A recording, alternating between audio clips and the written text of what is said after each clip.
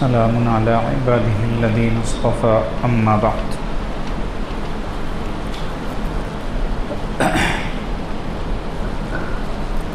اللهم صل علی سیدنا محمد وعلی آل سیدنا محمد وبارک وسلم. ٹھیک ہے آواز؟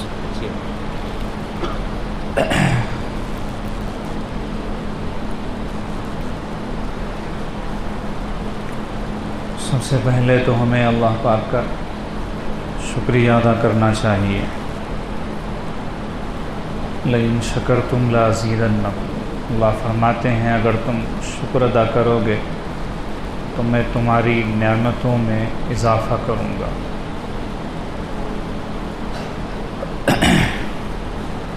شکریہ کس بات کا؟ اس بات پر کہ گویا اللہ نے نئی زندگی عطا فرمائی. پچھلے 2 سال جس کشمکش کے ساتھ گزرے اور جس کیفیت میں گزرے، اس کیفیت سے باہر آنے کے بعد تو ہم میں سے ہر ایک پر واجب ہے کہ ہم سو کر اٹھنے والی دعا پڑھیں. الحمدللہ الذی احیانا بعدما اماتنا والیہ النشور. شکر ہے اللہ پاک کا جنہوں نے ہمیں مرنے کے بعد دوبارہ زندہ کیا اور انہی کی طرف لوٹ کر جانا ہے. اس اعتبار سے کہ گویا 2 سال موت ہی کے تھے. ہم میں سے کتنے ہیں جو دنیا سے چلے گئے اسی وقفے میں، اسی عرصے میں، اور کتنے ہیں جو شدید بیماری سے لڑتے لڑتے کمزور ہو گئے.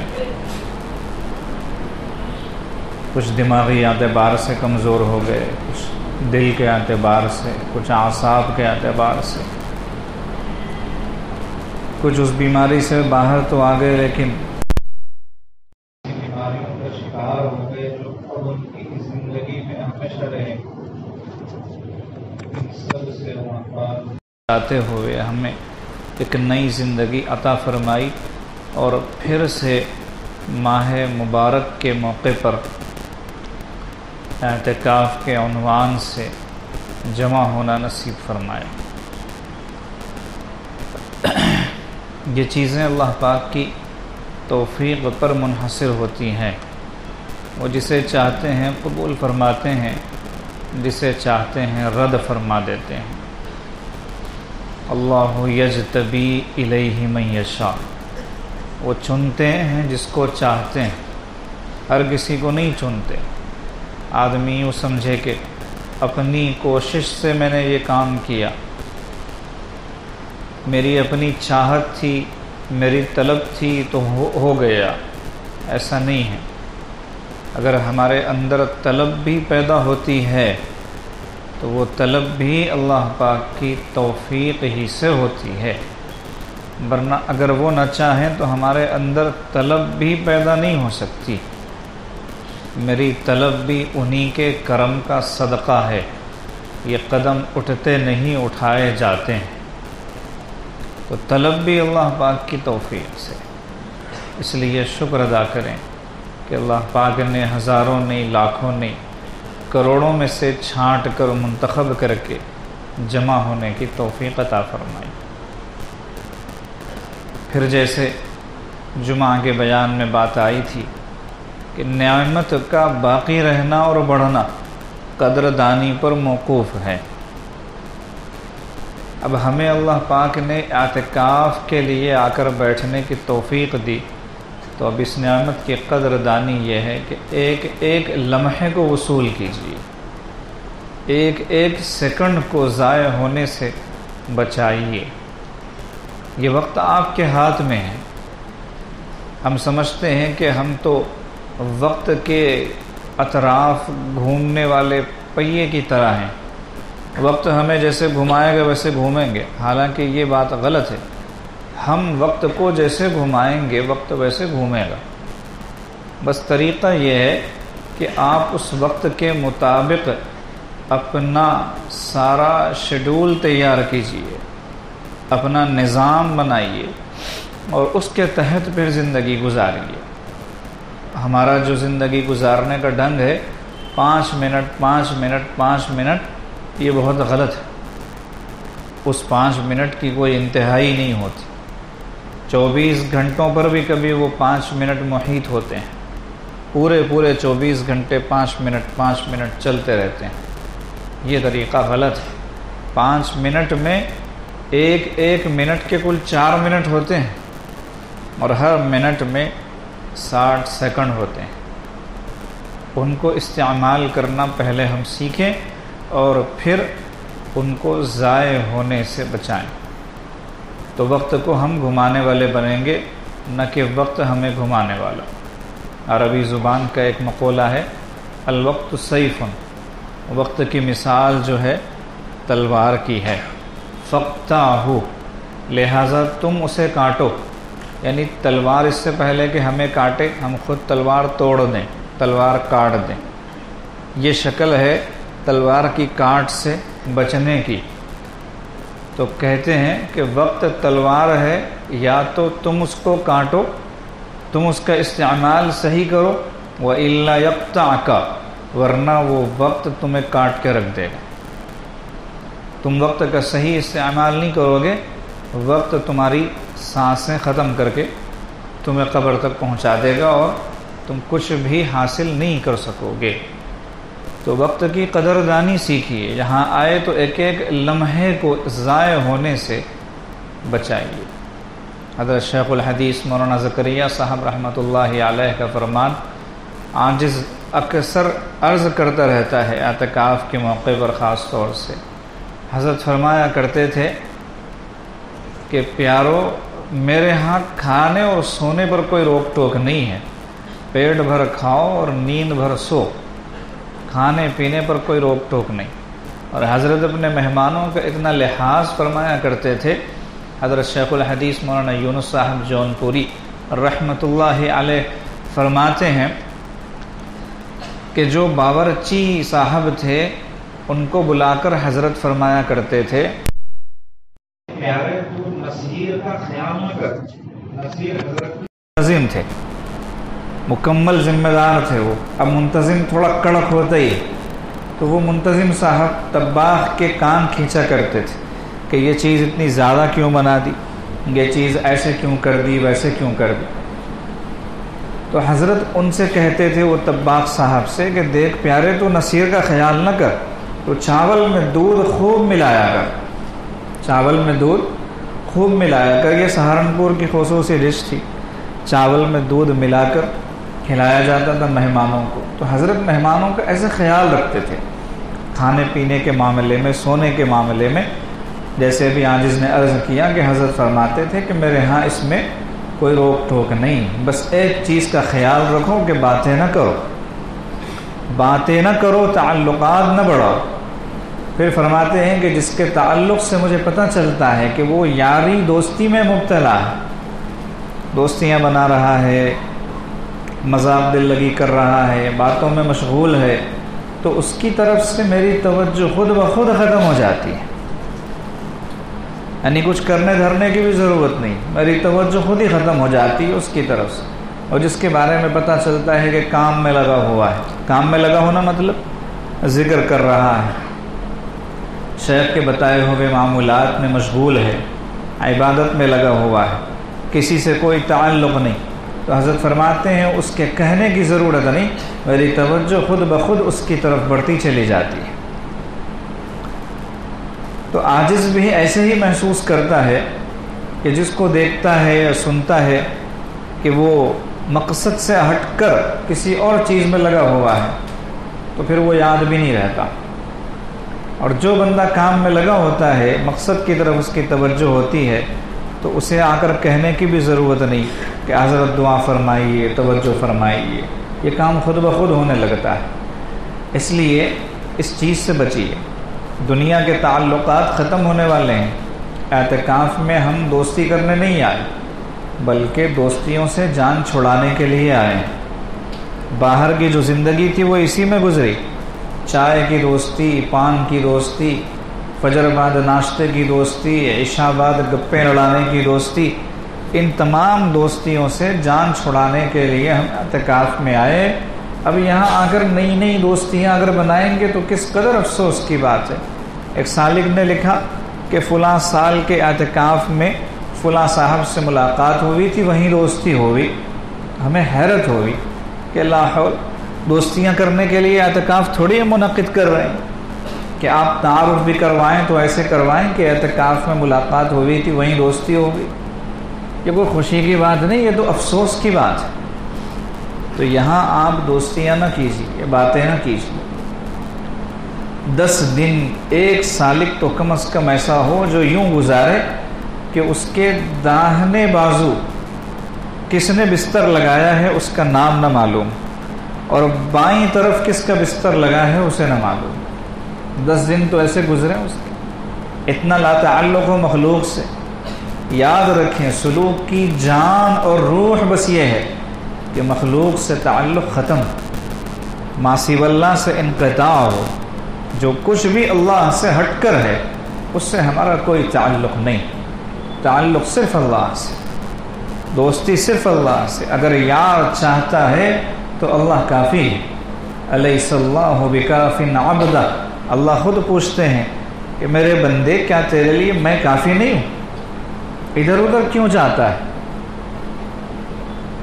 تو یہاں کی دوستیاں تو بے وفا دوستیاں ہیں، ختم ہونے والی، کوئی کام آنے والا نہیں ہے، اور کوئی آپ کو دکھ درد میں ساتھ دینے والا یا غم میں شریک ہونے والا، دو بول بولنے والا اس دور میں تو کم از کم کوئی نہیں رہا۔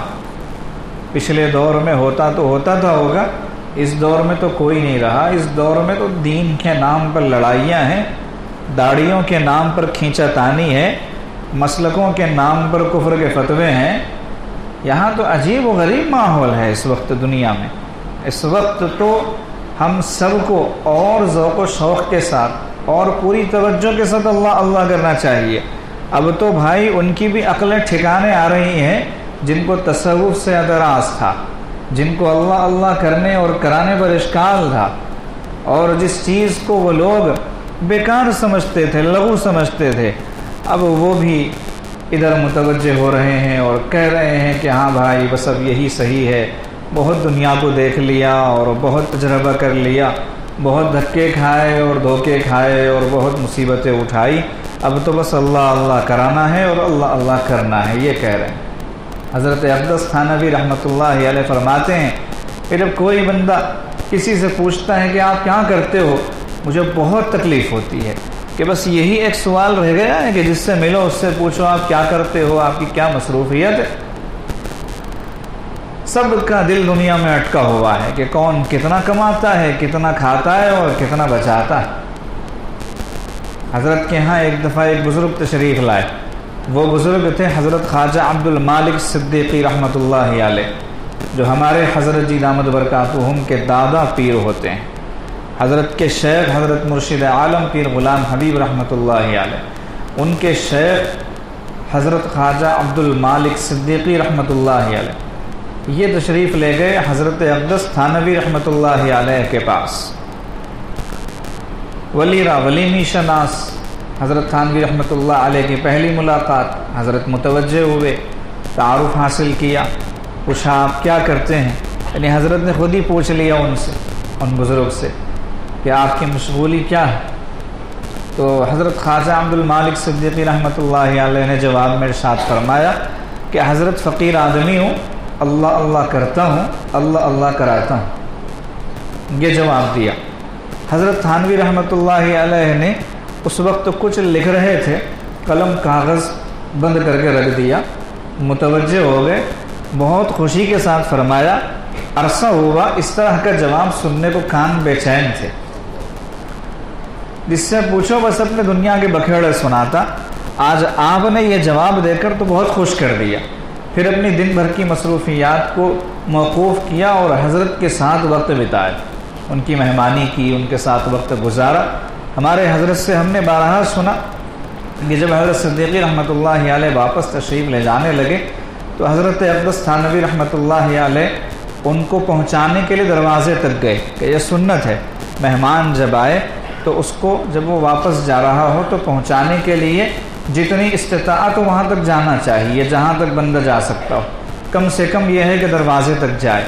تو گئے، اور جب وہ جگہ پہنچے جہاں سے حضرت رخصت ہو رہے تھے آگے، تو حضرت تھانوی رحمۃ اللہ علیہ نے حضرت صدیقی رحمۃ اللہ علیہ کا ہاتھ پکڑا اور فرمایا کہ حضرت قیامت کے دن مجھے یاد رکھنا۔ کیا کہا؟ قیامت کے دن مجھے یاد رکھنا۔ یعنی حضرت خود اپنی جگہ پر بڑے آدمی ہیں اور وہ ایک دوسرے اللہ والے سے یہ بات کہہ رہے ہیں۔ یہاں تو ایک تو حضرت کی تواضع ہے، اور دوسری بات جو ہے وہ یہ کہ واقعتاً بندہ ایسا تھا کہ حضرت تھانوی رحمۃ اللہ علیہ نے پہچانا کہ بھئی یہ کوئی چیز ہے، یہ کوئی خاص چیز ہے، ان سے کہہ دیا جائے کہ قیامت کے دن آپ ہمیں یاد رکھو۔ کیوں؟ بس ان کا کام اللہ سے لو لگانا تھا، دنیا سے منہ موڑنا تھا۔ اللہ والوں کی سب سے اہم ترین خصوصیت یہ ہوتی ہے کہ وہ دنیا سے منہ موڑے ہوتے ہیں اور اللہ سے اپنا رشتہ جوڑے ہوتے ہیں۔ آپ ان دو کاموں کے لیے ہی اعتکاف میں آئے ہیں، ایک اللہ سے اپنا رشتہ جوڑنے کے لیے اور دوسرے دنیا سے منہ موڑنے کے لیے۔ اگر یہ نعمت میسر نہ ہو اعتکاف میں تو ہمارا یہاں آنا فضول اور بیکار، ہمیں یہاں آ کے کچھ حاصل نہیں ہوگا۔ معتکف کہتے ہیں ایسے بندے کو جو نماز با جماعت کے انتظار میں بیٹھا ہو۔ فقہی لغت کے اعتبار سے معتکف کا مطلب ہی یہ ہے کہ وہ بندہ جو نماز با جماعت کے انتظار میں بیٹھا ہو۔ اب اس سے ہم سوچیں کہ اعتکاف میں آئے ہیں، مسنون اعتکاف میں، اور تکبیر اولیٰ فوت ہو جائے، اس سے بھی آگے بڑھ کر مسبوق بن جائے، اور اس سے بھی آگے بڑھ کر خدا نخواستہ جماعتی چھوٹ جائے، تو کہے گا معتکف۔ معتکف کا سب سے پہلا مطلب یہ ہے کہ آپ ہر نماز با جماعت تکبیر اولیٰ کے ساتھ صف اول میں ادا کرنے کی کوشش کریں۔ دوسری صف میں ادا کر لیں تو افسوس کریں کہ کیا ہو گیا مجھ کو کہ میں پہلی صف میں حاضر نہیں ہو سکا۔ تو حسرت اور افسوس کرنے کی برکتیں یہ ہوتی ہیں کہ اللہ پاک نواز دیتے ہیں۔ ہمارے سلسلے عالیہ نقشبندیہ مجددیہ میں بطور خاص حسرت نایافت ایک نعمت ہے کہ آدمی ہمیشہ رنج و ملال کرتا رہے کہ میں تو کچھ بھی نہیں، مجھے تو کچھ حاصل ہی نہیں ہوا، میں تو صفر ہی صفر ہوں، جہاں تھا وہیں ہوں، کچھ نہیں ملا۔ یہ اصطلاح سب سے پہلے حضرت امام ربانی مجدد الفسانی رحمۃ اللہ علیہ نے بیان فرمائی، حسرت نایافت، کہ کچھ نہ پانے کی حسرت، افسوس، رنج و ملال یہ ہونا چاہیے۔ ہمارا تو معاملہ یہ ہے کہ بھائی الحمدللہ تہجد ہوئی، الحمدللہ اشراق ہوئی، الحمدللہ چاشت ہوئی، الحمدللہ الحمدللہ کہتے رہتے ہیں اور شیطان کی اتباع کرتے ہیں، نہ خیر منہ، کہ میں تو اس سے بہتر ہوں۔ دل میں لڈو پھوٹتے ہیں، نہ بڑائی آتی ہے دل میں کہ میں نے یہ کر لیا، میں نے وہ کر لیا، میں نے ایسے کر لیا، میں نے ویسے کر لیا۔ اپنی ساری عبادتوں پر پانی پھیریں، کچھ بھی نہیں ہے، وہ کچھ بھی نہیں ہے۔ نماز کے بعد نبی علیہ السلام کا جو معمول تھا 3 دفعہ استغفر اللہ استغفر اللہ استغفر اللہ کہنے کا، حکمت یہی بتائی گئی کہ محبوب علیہ السلام یہ اس لیے لازماً پڑھا کرتے تھے کہ اے اللہ ہماری نمازوں کی آپ کے مرتبے اور شان کے اعتبار سے کیا حیثیت ہے، یہ تو یہیں کی یہیں رہ جائیں گی، آپ کے دربار میں کیا پہنچیں گی اور کیا ہمیں قبول کروائیں گی۔ ہم نے تو نماز جیسے پڑھنی چاہیے تھی ویسے نہیں پڑھی، اس پر ہم استغفار کرتے ہیں۔ یہ کیفیت ہونی چاہیے، نہ کہ عبادتوں پر ناز ہو۔ تو عبادتوں پر ناز اس بندے کو نہیں ہوگا جو حسرت نایافت کی نعمت اسے حاصل ہوگی۔ تو شکر پر بات چلی کہ قدردانی کریں، ایک ایک لمحے کی قدردانی کریں۔ ادھر تراویح ختم ہوئی، وطر کی نماز سے فارغ ہوئے، باتوں کی آواز شروع ہو۔ اس قدر افسوس کی بات، باتوں کی آواز سے تو اتنی تکلیف ہوتی ہے آج، اس کو افسوس ہوتا ہے کہ اعتکاف ہی کیوں کیا۔ لیکن اس امید پر کر لیتے ہیں کہ چلو بھائی کوئی ایک بندہ بھی اگر اس میں ایسا نکل جائے جس کا اعتکاف اللہ کو پسند آ جائے تو کام بن جائے گا، ہمارا بھی بن جائے گا، سب کا بن جائے گا۔ اس نیت سے آگے بڑھتے رہتے ہیں، ورنہ تو یہ باتیں کرنا بہت سخت ناپسند ہوتا ہے۔ آپ کو پتہ ہے کتنے ایسے لوگ ہیں جنہوں نے اعتکاف کے لیے درخواست دی تھی، ابھی پوری تفصیل عاجز طلب کر رہا تھا، یہ ہمارے ذمہ دار حضرات نہیں لیے۔ کتنے لوگ آئے ہیں سنت اعتکاف کے اعتبار سے، نفل کے اعتبار سے، ہو سکتا ہے اگلی نشست تک مل جائے۔ تقریباً کتنے تھے بھائی؟ 300 جو درخواستیں آئی تھی وہ کتنی تھی؟ 345 لوگوں نے مسنون اعتکاف کے لیے درخواست بھیجی تھی کہ ہم مسنون اعتکاف کرنا چاہتے ہیں، 345 لوگ، اور ہمیں ان میں سے صرف 150 لینے تھے، یعنی آدھے سے بھی کم۔ 300 کا آدھا 150 ہو جائیں گے تو 45 اور بڑھ گئے، تو 150 لینے تھے۔ اب ہم نے سوچا کیسے کریں، کیا شکل اختیار کی جائے، تو اب ہم نے اپنی حکمتوں اور مصلحتوں کے اعتبار سے جو ترتیب اختیار کی وہ اختیار کی۔ ضروری نہیں ہے کہ آپ کے سامنے بتایا جائے، کیونکہ اس میں بعض ایسے بھی ہیں جو کل بیعت ہوئے ہوں گے اور آج ان کو سنت اعتکاف کے لیے موقع دے دیا گیا، ایسے بھی نکل سکتے ہیں۔ جبکہ ہمارا اصول یہ ہے کہ اس میں علماء کرام کو، حفاظ اعظام کو ترجیح ہے، پھر ان میں بھی جو بزرگ اور معمر حضرات ہیں ان کو، پھر اسی طریقے سے جو لوگ اصول کے ساتھ چلتے ہیں راہ سلوک میں، بالخصوص رابطے والے۔ کہ ہم نے یہ سوچا کہ بھائی جب ہم فارم لیں اعتکاف والا تو اس بندے کا نام پڑھ کر ہمیں اس کا چہرہ بھی یاد آ جائے، اس کی حالت بھی سب پتہ چل جائے، مطلب کوئی کشفی الہامی طور پہ نہیں کہ وہ رابطے میں رہے گا تو پتہ چلے گا نا حالت کا، تو وہ پتہ چلے، یا کم از کم یہ ہو کہ چہرہ ذہن میں نہ آئے لیکن نام سے تو سمجھ میں آ جائے کہ ہاں یہ بندہ ہے ایک جو رابطے میں رہتا ہے۔ اب ایسا شخص جس کا نہ چہرہ ذہن میں آئے نہ نام پڑھ کر ہمیں پتہ چلے کہ یہ کون ہے، تو اس کو اعتکاف میں کس بنیاد پہ اجازت دیں؟ جبکہ وہ لوگ جو مستقل ربط میں رہتے ہیں، اصول کے ساتھ چلتے ہیں، ان کو لے کر ہی 150 کا کوٹا پورا ہو گیا، تو اب نئے آدمی کو کس اعتبار سے جگہ دی جا سکتی؟ خیر بہرحال جو تو کر کے کوٹا پورا ہوا اور 150 کی تعداد جو ہے وہ مکمل ہوگی، لیکن اس میں بھی یہاں پر معمول حاجی صاحب مرحوم، اللہ پاک ان کی قبر کو نور سے بھر دے، کہ انہی کی محنتیں اور ان کی کوششیں اور ان کا اخلاص، سچا اخلاص، اس کی برکت سے آج ہم یہاں بیٹھے ہیں۔ انہوں نے موقع فراہم کیا اپنی مسجد میں ہمیں بیٹھنے کا، جمع ہونے کا، تو ان کی طرف سے ایک بات یہ تھی کہ ہمارے محلے کے 10 آدمیوں کو آپ اعتکاف کا موقع دیں، کہ محلے کی مسجد ہے، ان کا حق بنتا ہے، بات بھی اپنی جگہ پر صحیح۔ تو ان کے زمانے سے 10 لوگوں کا معاملہ چلا آ رہا ہے، تو یوں ملا کر 160 ہو گئے، اور شاید ایک کا اضافہ اور ہوا، 161 لوگ ہو گئے ہیں مسنون اعتکاف میں۔ اب ان میں سے بعضوں نے جن کا نام نہیں آیا اتنی منت سماجت کی اور ایسے ایسے حالات لکھے کہ ہمیں تو ضرور جگہ ملنی چاہیے، لیکن عاجز کیا کر سکتا تھا؟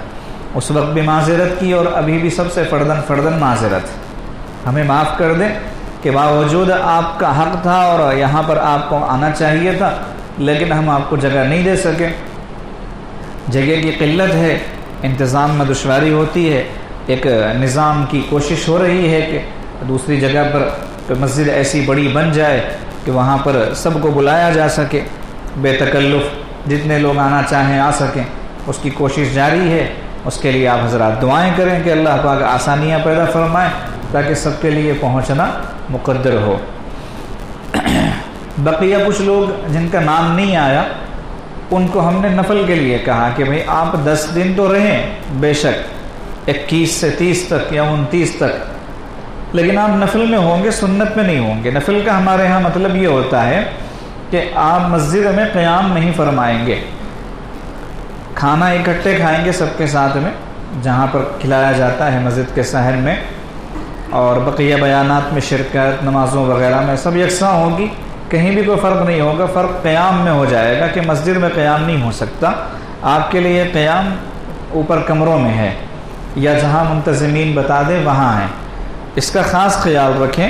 بہت سارے حضرات باوجود نفل میں ہونے کے سیٹنگ کرتے ہیں، جگاڑ لگاتے ہیں۔ جگاڑ لگانا سمجھتے، کوئی دوست ہوتا ہے جان پہچان کا جس کو سنت میں موقع مل چکا ہوتا تو اس سے کہتے ہیں میں تمہارے بازو سیٹ ہو جاتا ہوں۔ نو، ایسے سیٹ ویٹ نہ ہو، یہاں ہمارے نگران جو ہے وہ کڑی نگرانی کریں گے، اور ہم نے جن صاحب کو نگرانی دی ہے دیکھ سمجھ کے دی ہے، وہ کسی قسم کی رعایت نہیں کریں گے اور آپ کو یہاں سے باہر جانے کے لیے کہہ دیں گے اور آپ کو عمل کرنا پڑے گا. اس لیے کوئی صاحب جو نفل میں ہو وہ مسجد میں سونے کی بالکل کوشش نہ کریں، چاہے ان کا حقیقی بھائی مسنون اعتکاف میں ہو اور اس نے یہاں بستر لگایا ہو. آ رہی بات سمجھ میں؟ انتظام میں تعاون کریں تاکہ دقت آپ کو بھی نہ ہو اور دقت ہم کو بھی نہ ہو. باقی آپ کی نیت سنت اعتکاف کی تھی، آپ نے کوشش بھی کی، اللہ نے اس کا ثواب آپ کو گویا عطا کر ہی دیا. یہ نہیں کہ کریں گے بلکہ کر ہی دیا. نیت المرء خیر من عملہ، انسان کی نیت اس کے عمل سے بہتر ہوتی ہے، محبوب علیہ السلام کا فرمان ہے. اس لیے انتظامیہ کا ساتھ دیں، جو ہدایات آپ کو دی جائیں اس کے مطابق عمل کریں. اب کچھ ہدایات ہیں معتکفین کے لیے. یہ شاید ایک ایک پرچہ آپ حضرات کو دیا بھی گیا ہوگا یا موبائل پر بھیجا گیا ہوگا. کیا کیا تھا؟ پرچہ دیا گیا سب کو پرنٹ کروا کے؟ مطلب یہ کس کے لیے؟ ہدایات ہمارے ہی لیے؟ باہر لکھ کے لگانے کا کیا مطلب؟ ابھی پرنٹ کروائیے، پہلے بیان سے فارغ ہو کر جتنے مسنون اعتکاف میں لوگ آئے ہیں حافظ سہیل صاحب ابھی نظم کیجئے، ان سب کو ہدایات برائے معتکفین کا پرچہ ملنا چاہیے. موبائلوں میں شاید بھیجا گیا ہو آپ حضرات کے، یا اس میں بھی نہیں ہوگا تو کیا فائدہ پھر ہدایات لکھ کر دینے کا. ہمارے منتظمین بھی جان بوجھ کر کبھی کبھار عجیب قسم کی گڑبڑ کرتے ہیں. یہ ہدایات ہیں، ان کو سن بھی لیجئے، سمجھ بھی لیجئے. اعتکاف کے لیے آتے ہوئے ضروری بستر استعمال کی چیزیں لیتے آئیں تاکہ وقت پر پریشانی نہ ہو. متوکل باللہ بن کر نہیں آنا ہے، یہ مطلب ہے اس کا. بعض لوگ متوکل باللہ بن کر آتے ہیں. وَتَزَوَّدُوا فَإِنَّ خَيْرَ الزَّادِ التَّقْوَىٰ، توشہ اختیار کرو اور توشے میں بہتر توشہ تقویٰ ہے. لیکن اس کا یہ مطلب نہیں کہ صرف متقی بن کے حج پہ نکل جاؤ. زاد راہ ہونا چاہیے. الزاد والراحلہ شرط ہے حج کی. اپنا کھانا، اپنا توشہ، اپنا بستر، اپنی سواری. دوسرے کی سواری پر لفٹ مانگنا بھی نہیں کہ صاحب ہمیں حج پہ لے جائیے، ہم آپ کی سواری میں آنا چاہتے ہیں. تو لفٹ مانگنے کا چکر نہیں. تو مطلب یہ ہے کہ اپنی چیزیں اپنے ساتھ ہونی چاہیے. کبھی کسی سے کچھ مانگ رہے ہیں، کبھی کسی سے کچھ مانگ رہے ہیں، یہ بہت غلط بات ہے. یہ تو آپ حضرات لیتے آئے ہوں گے.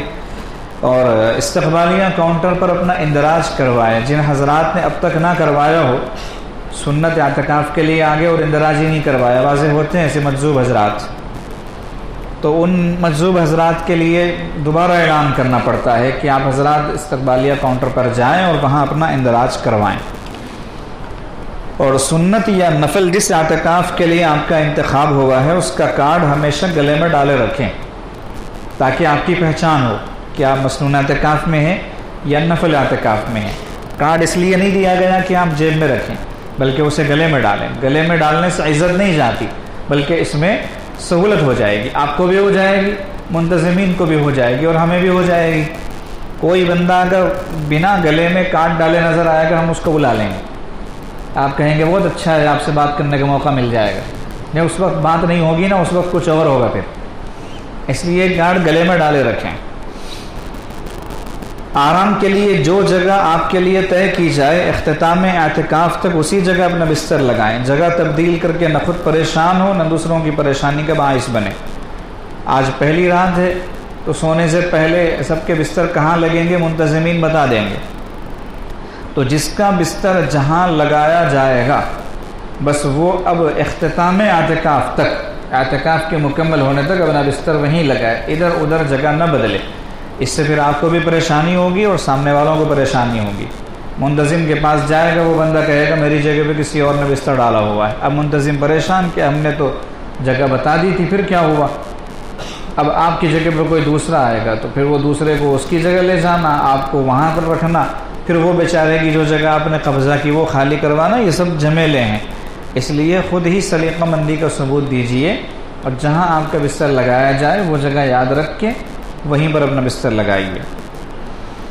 کبھی کبھار ایسا ہوتا ہے کہ معتکفین میں سے کسی کا کوئی ساتھی ملنے آ جاتا ہے. جیسے ایک سال میں کبھی کبھار بعض لوگ ہوتے ہیں جو صرف اعتکاف ٹو اعتکاف، پوائنٹ ٹو پوائنٹ اعتکاف میں نظر آتے ہیں، پھر اعتکاف میں ہی آتے ہیں. ان کو نہ ماہانہ مجالس سے کوئی واسطہ ہوتا ہے اور نہ درمیان میں کسی عنوان سے حاضر ہونے کا اور صحبت میں آنے کا وغیرہ کوئی اہتمام ان کے یہاں ہوتا ہے، وہ صرف جیسے ڈائریکٹ فلائٹ ہوتی ہے نا، ڈائریکٹ ٹرین ہوتی ہے، ڈائریکٹ بس ہوتی ہے، تو وہ معاملہ ہوتا ہے اعتکاف سے اعتکاف تک، بیچ میں کوئی اسٹاپ نہیں، نان اسٹاپ گاڑی ہوتی ہے۔ تو ویسے لوگ کیا کرتے ہیں، جب سال بھر کے بعد آتے ہیں تو ان کے کوئی جان پہچان والے رشتہ دار نکل جاتے ہیں، یہاں پہ اعتکاف میں ہم آپ سے ملنے کے لیے آنا چاہتے ہیں، تو کہتے ہیں آ جاؤ آ جاؤ، تو آ جاؤ کا معاملہ نہیں ہے۔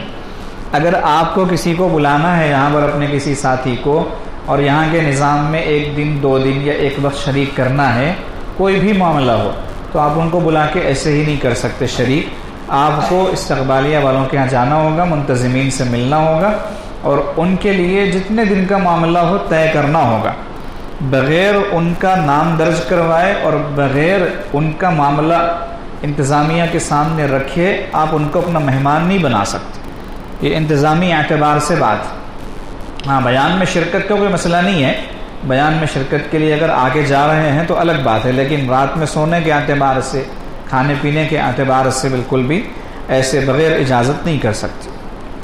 اگر معتکفین میں سے کسی سے ان کے ساتھی ملنے آئیں اور انہیں کھانے یا سونے کے نظام میں شریک کرنا چاہیں تو انتظامیہ سے رجوع ہوں، وہ ترتیب بنائیں گے۔ اجتماعی معمول کے وقت انفرادی معمول میں مشغول نہ ہو، اس سے انتظام میں دشواری ہوگی۔ مغرب بعد فوراً کھانا کھانے کا وقت ہے، تو سنت اعتکاف والوں کے لیے ہدایت ہے کہ وہ پہلے کھانا کھائیں، تو کھلانے والے بھی ذمہ داری نبھائیں گے آپ کو پہلے کھلانے کی، آپ کی بھی ذمہ داری ہے کہ پہلے کھا لیں، یہ نہیں کہ دوسروں کو موقع دے دے۔ عوابین میں مشغول ہو گئے، اب دسترخوان پر جگہ خالی ہے، نفل اعتکاف والوں میں سے کوئی سنت و نوافل سے فارغ ہو گئے، وہ سوچیں گے جگہ تو ہے، وہ جا کے بیٹھ گئے۔ اب آپ لمبی نفلوں سے فارغ ہو کے پہنچ رہے، دسترخوان پر جگہ نہیں ہے، تو اگرچہ کوئی ایسی بڑی بات نہیں ہے لیکن انتظامی بات ہے، انتظامی اعتبار سے جب طے کر دیا گیا کہ سنت اعتکاف والے پہلے کھا لیں تو آپ کو چاہیے کہ آپ پہلے آ جائیں، 2 رکعت سنت مؤکدہ پڑھیے، زیادہ سے زیادہ 2 نفل پڑھیے، دسترخوان پہ بیٹھ جائیے، فارغ ہونے کے بعد وقت رہتا ہے، مزید جو نوافل بچ گئی ہیں وہ کھانا کھانے کے بعد میں پڑھ لیجیے، اور آپ کے بعد نفل والے۔ اس میں مصلحت کیا ہے؟ کچھ بھی ہو سکتی ہے، لیکن آپ کی تسلی کے لیے اتنی بات بتا دیتے ہیں کہ اس میں سب سے بڑا جو معاملہ ہے آسانی والا وہ یہ ہوتا ہے کہ سنت اعتکاف والوں کو مسجد اور مسجد کے صحن میں جہاں تک حدود مسجد ہے وہیں پر نماز ادا کرنا ہے۔ اگر آپ نے دیر کی، کھانا دیر سے کھائے، پھر وضو وغیرہ بنانے میں تاخیر ہوئی، جگہ نہیں ملی آپ کو، اب آپ عشاء اور تراویح کہاں پڑھیں گے؟ آپ کا اعتکاف تو گیا۔ آپ یہ کہیں گے کہ مجھے جگہ نہیں ملی، اس میں میرا کیا قصور ہے؟ کوئی قصور نہیں ہوگا، لیکن اعتکاف تو رخصت ہو گیا۔ اس لیے پہلے کھا کے پہلے فارغ ہو کے اندر آ جائیں۔ نفل والوں کا مسئلہ نہیں ہے، ان کو جگہ نہیں ملے گی تو وہ اوپر بھی پڑھ لیں گے نماز۔ بات سمجھ میں آ رہی ہے؟ ایک بڑی مصلحت یہ ہے، اور بھی کئی چیزیں ہو سکتی ہیں، اس لیے جب اجتماعی معمول کا وقت ہو تو انفرادی معمول بالکل نہیں۔ ایسے ہی بیان ہو رہا ہے، آپ تلاوت میں مشغول ہیں، یا اجتماعی مراقبے کا وقت ہے، آپ اس وقت کوئی اور کام کر رہے کہ چلو میں تو سال بھر مراقبہ کرتا ہی ہوں، یہ حضرت نے ان لوگوں کے لیے 1 گھنٹے کا مراقبے کا معمول بنایا ہوا ہے جو مراقبہ نہیں کرتے، یہاں قید ہو گئے ہیں، لہٰذا ان کو مراقبہ کروایا جا رہا ہے، مجھے تو ضرورت ہے نہیں، میں ذرا اس میں فون پہ بات کر لیتا ہوں، بڑا مصروف آدمی ہوں۔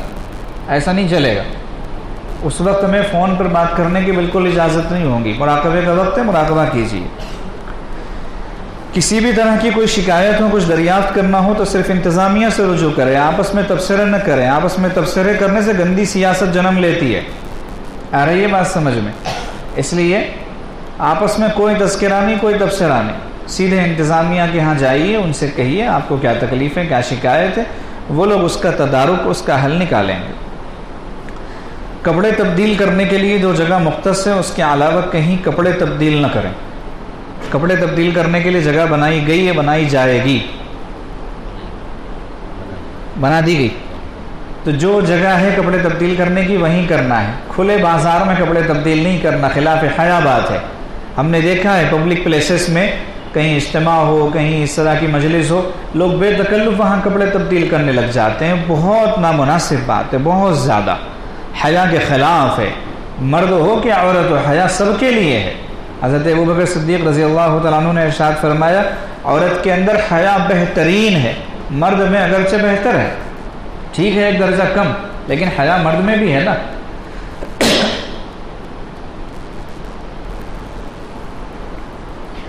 اس لیے ہمارے ہاں یہ اصول ہے کہ کپڑے تبدیل کرنے کی جو جگہ ہے وہیں جا کر آپ کپڑے تبدیل کریں گے، اور وہاں پر ایک نگران متعین رہے گا جو جس وقت آپ کپڑے بدل رہے ہوں گے کسی دوسرے کو آنے نہیں دے گا، ایک ہی آدمی کے اندر جانے کی گنجائش ہوگی، وہ جائیں گے اور کپڑے بدل کر آئیں گے۔ آ رہی ہے بات سمجھ میں؟ لوگ سوتے وقت لباس تبدیل کرتے ہیں، سوتے وقت لباس تبدیل کرنے کی ضرورت نہیں ہے۔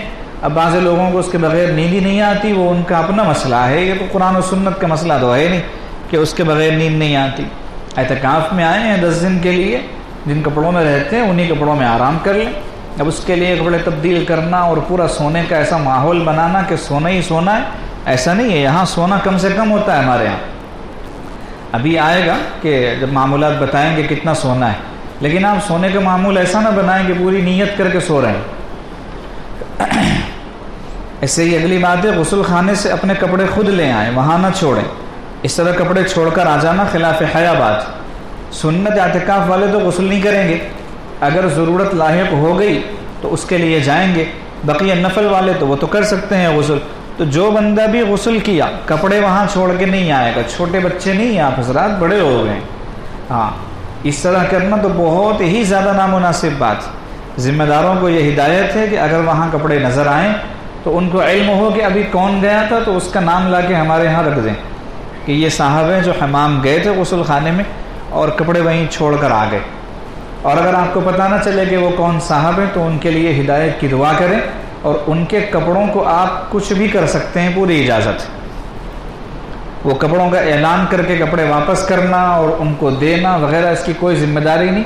جب اعلان کر دیا جاتا ہے نا کہ ملا ہوا سامان ضائع کر دیا جائے گا، تو فقہی اعتبار سے، مسئلے کے اعتبار سے اس بات کی پوری اجازت ہے کہ اس کے سامان کو ضائع کیا جا سکتا ہے، انتظامی مصلحت کے اعتبار سے۔ ہم اعلان کر رہے ہیں کہ اگر غسل خانے میں کپڑے ملیں گے تو ضائع کر دیے جائیں گے، اس بات کو اچھی طرح ذہن میں رکھیں۔ تو وہاں پر کپڑے چھوڑ کر نہ آئیں۔ یہ سب چیزیں دین ہیں، اس کو ہم دنیا نہ سمجھے۔ بہت سارے لوگ اس کو دنیا سمجھتے ہیں جو منظور قسم کے ہوتے، اور کہتے ہیں تو دین ہے نہیں، دین تو کچھ اور ہے، ہم اللہ اللہ کرنے آئے ہیں تو یہ ساری چیزیں کیا دیکھیں، چھوٹی چھوٹی چیزیں نہیں، یہ چھوٹی چھوٹی چیزیں مل کر بڑی ہو جاتی ہیں اور یہ دین کا حصہ ہے، اس کو اچھی طرح ذہن میں رکھیں۔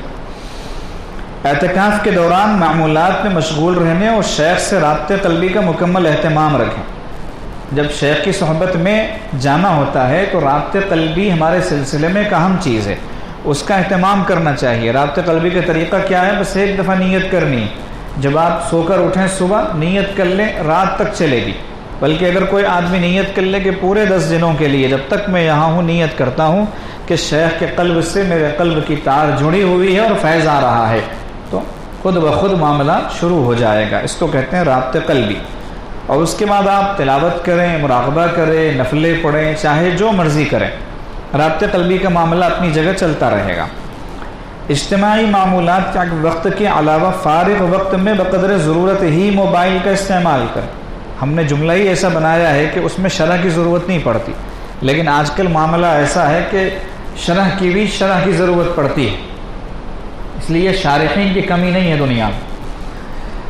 تو یہ تو آپ کو سمجھ میں آ گیا ہوگا۔ اجتماعی معمولات کا جو وقت ہے ان کو چھوڑ کر، ان اوقات کو چھوڑ کر جو فارغ وقت ہے اس میں بھی جتنی ضرورت ہے اس ضرورت کے اعتبار سے موبائل نام کی برباد چیز کا استعمال کر سکتے ہیں۔ آ رہی بات سمجھ میں؟ اس زمانے میں موبائل گندی چیز ہو گئی، کسی زمانے میں رحمت بھی تھا اور زحمت بھی، اس زمانے میں صرف زحمت ہی زحمت۔ تو وہ موبائل جو ہے اس کو آپ بقدر ضرورت اجتماعی معمولات کے علاوہ میں استعمال کر سکتے ہیں۔ ابھی جو اعلان کیا نا مفتی صاحب نے کہ وہ پن نہ نکالیں، وہ پن کس لیے نکالتے ہیں؟ اپنی پن لگانے کے لیے نکالتے ہیں، ہمیں پتہ ہے، موبائل چارج کرنے کے لیے پن نکالتے ہیں وہاں سے کہ اپنا موبائل، آپ کے موبائل چارج کرنے کے لیے وہاں ساکٹ لگا ہوا نہیں۔ جہاں جہاں موبائل چارج کرنے کے امکانات ہو سکتے ہیں نا وہاں پر آپ کسی کو بٹھا دیں اور وہ بندہ ان کا موبائل جو ہے چارج کرنے کی نگرانی کرے، یعنی موبائل چارج کرنے نہ دے۔ جس کو موبائل چارج کرنا ہے کسی ایک کو ذمہ دار بنا دو اپنے مشورے سے اور ان کے نام کا اعلان کر دو، وہ آپ کا موبائل چارج کرنے کی جگہ بتائیں گے اور مکمل 100% المیا فی المیا چارجنگ کی اجازت نہیں ہوگی۔ آ رہی بات سمجھ میں؟ اتنی جس سے کام چل جائے، اور موبائل کے اعتبار سے کسی کو 40% میں کام چل جائے گا، کسی کو 50 میں، کسی کو 60 میں، آ رہی بات سمجھ میں؟ تو وہ نگران رہے گا، وہ دیکھے گا آپ کو اتنی ضرورت ہے، لیجیے اب نکالیے آپ کا فون، اپنی مرضی سے موبائل چارج نہ کریں۔ ایسے ہی ساتھیوں سے تعلقات اور غیر متعلقہ گفتگو وغیرہ میں وقت ضائع کرنے سے سخت پرہیز کریں، اس پر بات شروع میں آ چکی۔ احاطہ مسجد سے بنا اجازت باہر جانے کی کسی کو بھی بالکل اجازت نہیں ہے، اس کا خاص خیال رکھیں۔ سنت والے تو جا ہی نہیں سکتے، اگر جانا ہے تو سیدھے گھر ہی جائیے، کیونکہ اعتکاف تو آپ کا ٹوٹ جائے گا۔ بقیہ جو نفل والے ہیں ان کا معاملہ بھی یہی ہے کہ مسجد سے باہر نہیں جا سکتے، آپ کو یہیں رہنا ہے۔ اگر آ گئے کہ 3 دن کے لیے آئے ہیں، 5 دن کے لیے آئے ہیں، تو جتنا وقت آپ کا ہے، اب باہر آپ بالکل نہیں جا سکتے۔ نگرانی والے جو صاحب ہیں وہ اپنی جماعت میں سے احباب کو ہمیشہ گھماتے رہیں باہر، جو نظر آئے اس کو پکڑیں اور اس کی تفتیش کریں کہ یہاں کیوں گھوم رہے ہو، پھر اس کو ہمارے پاس لے آئیں، ہم اس کو بھیج ہی دیں گے۔ یہاں بھیڑ جمع کرنا مقصود ہے ہی نہیں۔ ہر نماز کے لیے اذان صف میں بیٹھ کر سننے کی عادت اپنائیں۔ نماز کے اوقات لکھ کر لگا دو، لکھے ہوئے نہیں ہیں، بڑا سا پرنٹ کر کے لگا دو، یا پھر یہاں پر ہوں گے تو وہ بھی دیکھ کے آپ ذہن میں رکھ سکتے ہیں، اس کی فوٹو رکھ لو اپنے پاس، آج کل تو بہت آسان ہے۔ اور اذان کا جو وقت ہے اس سے 5 منٹ پہلے صف میں بیٹھ جائیے۔ اذان تو اتنے بجے ہے نا، تو جماعت اتنے بجے ہوگی، تو ہم اتنے بجے تک جا کے بیٹھیں گے، تو آپ کی اذان تو گئی، مسجد کے باہر سنیں گے۔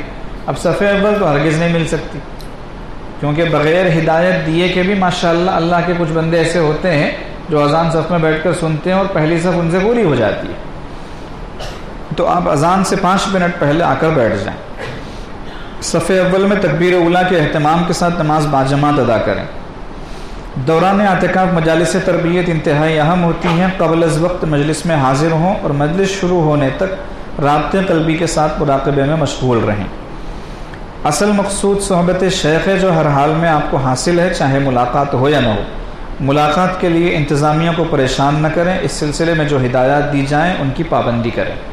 آپ آئے ہیں اعتکاف کے لیے، اب اعتکاف میں ہر ایک کا ہم سے ملنا کوئی ضروری نہیں ہے۔